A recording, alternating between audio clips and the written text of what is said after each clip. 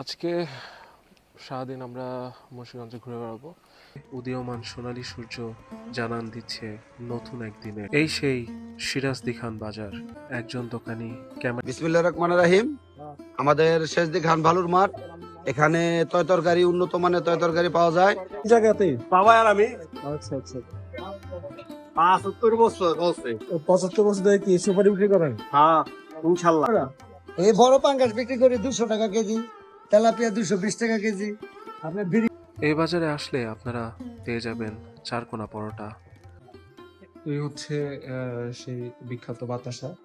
এই সেই পাতক্ষীর, যা ছাড়া আসল পাটিসাপটা কল্পনাই করা যায় না। সিরাজদি খান বাজারের আরও একটি ঐতিহ্যবাহী খাবার হলো ছেঁকা রুটি।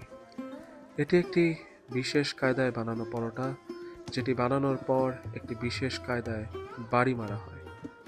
যেই বাড়ির বদৌলতে পরোটার স্বাদ অনেকটাই বেড়ে যায়। পরোটা হয় একই সাথে মুচমুচে এবং তুলতুলে নরম। যেদিকেই তাকাই সব দিকে হরেক রকমের সিটি বা টাউনের সাইনবোর্ড। হয়তো আগামী 10 বছরে এই গ্রাম শহরে রূপান্তরিত হবে, আর আমরা খাদ্য হিসেবে বেছে নিব ইট, বালু আর সিমেন্ট।